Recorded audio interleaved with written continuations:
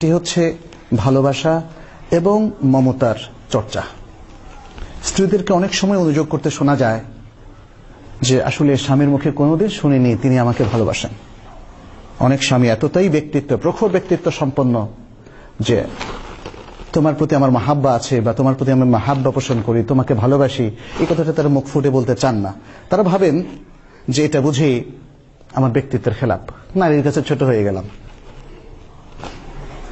আমি তোমাকে ভালোবাসি, পছন্দ করি, কথা বললে নারীর কাছে ছোট হয়ে গেলাম, এটা কখনোই শুদ্ধ নয়। আসলে পুরুষের ব্যক্তিত্ব তৈরি হয় নানাভাবে। ঈমান দিয়ে তার ব্যক্তিত্ব তৈরি হয়। একজন মুসলিম স্বামী, বাবা বা পুরুষের জন্য তার ব্যক্তিত্ব শুরু হয় ঈমান থেকে। ঈমান হারা হলে তার ব্যক্তিত্ব এখানেই মেইনটা শেষ। ঈমান, কোরআন সুন্নাহর পরিপালন, কারণ কোরআন সুন্নাহ তার ব্যক্তিত্বকে গঠনে সাহায্য করে, তাই না? কোরআনের বিভিন্ন ইনস্ট্রাকশন, হাদিসের বিভিন্ন দিক নির্দেশনা একজন মুসলিমের ব্যক্তিত্ব গঠন করে। সুতরাং নারীকে তার প্রতি আপনার সৌহার্দ্য আছে, মমতা আছে, এটা প্রকাশের মধ্য দিয়ে কোনো মুসলিম পুরুষের আসলে ব্যক্তিত্ব কখনো ক্ষুণ্ণ হয় না। এছাড়াও আরো অনেক কারণ আছে। আমাদের অনেকেই জাগতিক কাজে এত ব্যস্ত, স্ত্রীর অধিকার তারা রক্ষা করতে অনেক সময় ব্যর্থ হন। অফিসিয়াল কাজে ব্যস্ত। আপনাকে এত ধান্দা করতে বলেছে কে? এত বহুমুখী ব্যবসায় আপনি কেন নিয়োজিত হলেন?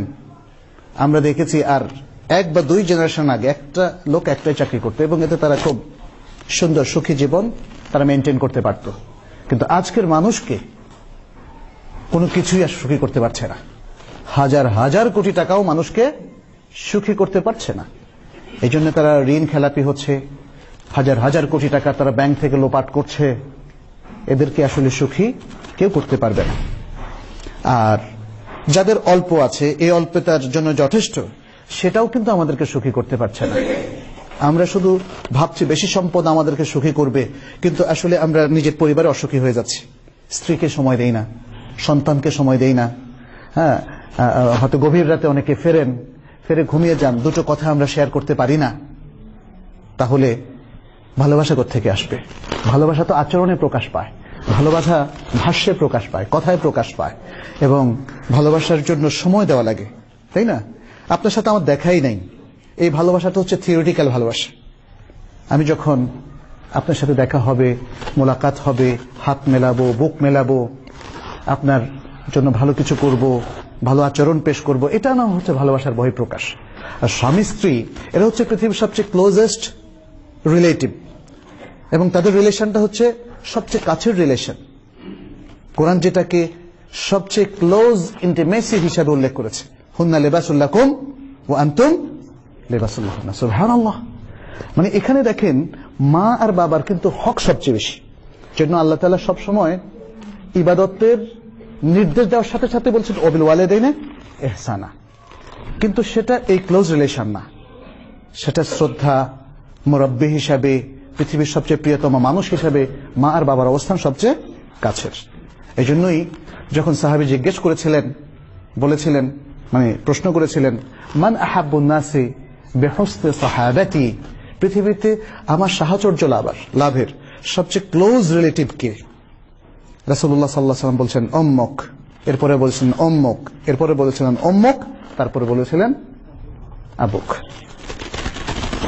আর এখানে বলেছেন আয়াতের মধ্যে হুন্না লিবাসুল লাকুম ওয়া আনতুম লিবাসুল লাহুন্না। দুটো ভিন্ন পজিশন, কিন্তু আমাদের সমাজ এই ভিন্ন পজিশনটাকে ব্যালেন্সড ভাবে রক্ষা করতে ব্যর্থ হয়েছে। ফলে স্বামীর মা সবসময় স্ত্রীকে মনে করেন তার একজন সতীনের মতো দেখে, আবার স্ত্রীরাও শাশুড়িকে সহ্য করতে পারে না। এই ঘটনাটা সেখান তৈরি হয়েছে। অথচ একজন স্বামীর উচিত হচ্ছে মা বাবার স্থান তাদেরকে দেওয়া, আর স্ত্রীদের সাথে সেই ইন্টিমেসি রক্ষা করা। হুন্না লিবাসুল লাকুম ওয়া আনতুম লিবাসুল লাহুন্না। তাহলে এই ইন্টিমেসি শুধু শারীরিকভাবে রক্ষা করলে হবে না, এটা হলো ফিজিক্যাল এন্ড মেন্টাল রিলেশন, এটা অন্তরের রিলেশনও বটে। অর্থাৎ তাহলে পৃথিবীতে একজন পুরুষের অন্তরে যাকে সে ভালোবাসে বিপরীত লিঙ্গের, সে হচ্ছে তার বৈধ স্ত্রী। ইসলামে এই পারমিশন, এই দেয়ালটা তৈরি করে দিয়েছে। তাহলে এই ভালোবাসার সম্পর্কের যত চর্চা করবে সে হচ্ছে তার স্ত্রীর সাথে। যেই নারী তার স্ত্রী নয় সেখানে এক বিন্দু ভালোবাসা এবং আকর্ষণ পোষণের অধিকার কিন্তু ইসলাম কোন পুরুষকে দেয়নি, এটা মনে রাখতে হবে। এখন কি হচ্ছে, অফিসে কোটি কোটি টাকার মালিক, এত ব্যস্ত, নানা ব্যবসা, স্ত্রীকে সময় দেন না, ফলে ভালোবাসার সম্পর্ক তৈরি হয়নি, এখন পরনারীর প্রতি তারা আসক্ত। এটা ঘটছে না? এটা মারাত্মকভাবে ঘটছে। এটার আসল প্রতিষেধক ছিল স্ত্রীর সাথে ভালোবাসার চর্চা করা। আমরা যারা খুবই সাধারণ মানুষ, হয়তো স্কুলের শিক্ষক অথবা ছোটখাটো একটা জব করি, একটা দোকান করি, একটা চাকরি করি, আমরাও কিন্তু দেখা যাচ্ছে যে সমাজের ওই স্রোতে প্রবাহিত হচ্ছে, এই ভালোবাসার চর্চা আমরাও করছি না। মনে রাখবেন, আপনার সংসারকে হ্যাপি করবে, খুশি করবে এই ভালোবাসার চর্চা। স্ত্রীকে তার অধিকারটা দেন, স্ত্রীকে তার সময়টা দেন, স্ত্রীকে তার সম্মানটা দেন, স্ত্রীকে যে ভালোবাসা পাওয়ার কথা সেটা দেন। একটা অভিমান অনেক সময় স্বামী স্ত্রীর মধ্যে কাজ করে যে who will be the first initiator, কে প্রথম উদ্যোগ নেবে। কারণ স্বামী স্ত্রীর কাছে এক্সপেক্ট করছেন, আশা করছেন যে না, স্ত্রী তার ভালোবাসার অভিব্যক্তিগুলো প্রকাশ করবে, তখন ইন রিয়াকশন আমার মধ্যে একটা প্রস্তুতি আসবে যে হ্যাঁ ঠিক আছে, আমি বিনিময়ে তাকেও ভালোবাসা দেব। কিন্তু অপেক্ষার প্রহর আর শেষ হবে না, কারণ কেউ ইনিশিয়েটিভ নিতে চান না। এখানে আসলে প্রত্যেককে এগিয়ে আসতে হবে। যখন বিশেষ করে স্বামীর দায়িত্ব এখানে বেশি, তিনি স্ত্রীকে স্নেহ মমতা দিয়ে তাকে তাদের ভালোবাসা চর্চার কাজে অ্যাক্টিভ করবেন। এবং সে কথাটা কিন্তু রাসূল সাল্লাল্লাহু আলাইহি ওয়াসাল্লাম হাদিস থেকে বোঝা যায়। হাল্লা তুদাইবুহা, হাল্লা তুদাইবুহা, কেন তুমি তার সাথে খেলাধুলা করছো না? সেটা কথার খেলাধুলা হতে পারে, সেটা ভাব বিনিময়ের খেলাধুলা হতে পারে, নানা রকম হতে পারে, কিন্তু এখানে ইনিশিয়েটর কে? স্বামী। রাসূল সাল্লাল্লাহু আলাইহি ওয়াসাল্লাম সেটাই কিন্তু এখানে বললেন। আর তার প্র্যাকটিক্যাল লাইফ থেকেও সেটা দেখা যায় যে রাসূল সাল্লাল্লাহু আলাইহি ওয়াসাল্লাম আয়েশার সাথে প্রতিযোগিতা করতেন, নাকি আয়েশা তাকে বলতো যে আপনি প্রতিযোগিতা করেন, এটা বলেনি। রাসূল সাল্লাল্লাহু আলাইহি ওয়াসাল্লাম নিজেই সেই ইনিশিয়েটিভ নিয়েছিলেন, স্ত্রীর সাথে প্রতিযোগিতা করেছেন। এবং এভাবে সংসার জীবনকে তারা, দেখেন, নবিয়ানা দায়িত্ব, কি কঠিন দায়িত্ব না? সুবহানাল্লাহ, শেষ নবী, তার দায়িত্ব আরো অনেক বেশি। কোরআনের মতো ভারী বস্তু তার উপর নাজিল হয়েছে, এর মধ্যে তিনি খুবই সুখী সুন্দর জীবন যাপন করেছিলেন। কারণ তিনি আয়েশাকে ডাকতেন হুমায়রা, কি সুন্দর নাম না? আয়েশা তার নাম ছিল, ভালোবাসার ডাকটা ছিল হুমায়রা। আর আমরা তো মনে হয় না আমাদের স্ত্রীকে কোনো ভালো নামে ডাকি বা স্নেহ ভরে ডাকি, এই বিষয়গুলো আমাদের খেয়াল রাখতে হবে। এবং এভাবেই আসলে ভালোবাসার আদান প্রদানটা হয়। আর তখন আমাদের স্ত্রীরা আমাদেরকেও ভালোবাসবে, আমাদের সম্পর্কে ভালো ভালো কথা তারা বলবে। আর হাদিস বলছে কি, খায়রুকুম খায়রুকুম লিআহলি, স্ত্রীদের সার্টিফিকেট দরকার আছে। স্ত্রীদের সার্টিফিকেট দরকার নাই, কারণ শরীয়ত বলছে স্ত্রীরা যে স্বামীকে সার্টিফিকেট দিবে যে he is the best man, he is the best husband for me, তাহলে তো আর কিছু লাগে? আর কিছু লাগবে না, আল্লাহর কাছে এটাই গ্রহণযোগ্য হবে। এমনিও মেয়েরা সহজে স্বীকৃতি দিতে চায় না, আর যদি স্বীকৃতি দেয় তাহলে বুঝতে হবে যে না, আসলেই ওই লোকটা ভালো। এই রাসূল সাল্লাল্লাহু আলাইহি ওয়াসাল্লাম পৃথিবীর সবচেয়ে ভালো স্বামী ছিলেন। তিনি খাদিজাকে উজাড় করে ভালোবাসা দিয়েছিলেন তার মৃত্যুর পরে।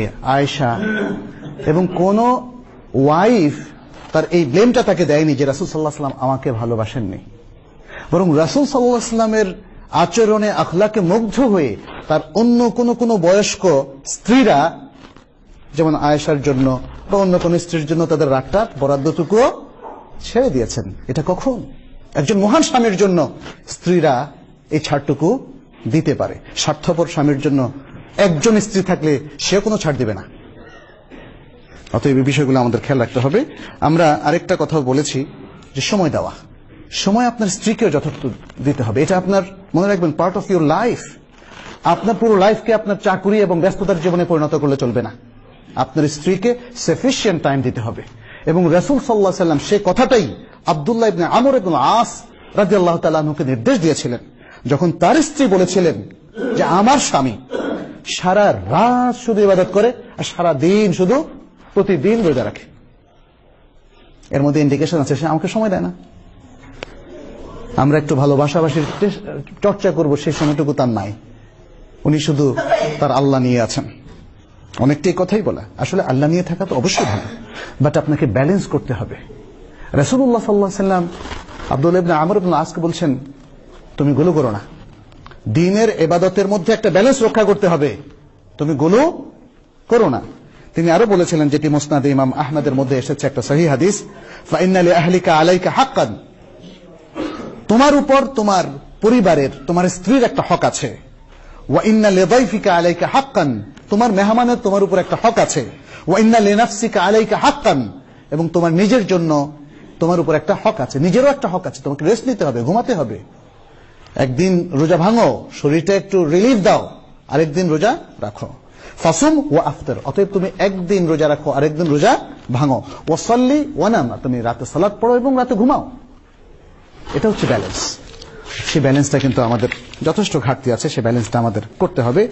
একজন কবির সুন্দর একটা চরণ আপনাদের সামনে বলছি, লাইসাল ইয়াতীমু মান ইনতাহা আবাওয়াহু মিন হাম্মিল হায়াতি ওয়া খাল্লাফাহু দালিলান।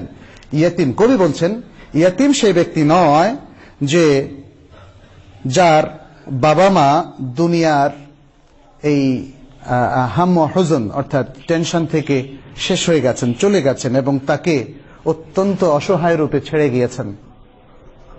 প্রকৃত ইয়েতিম সে না। প্রকৃত ইয়েতিম কে? ইন্নাল ইয়াতীমা হুয়াল্লাযী তালাক্কা লাহু উম্মান হুয়াল্লাযী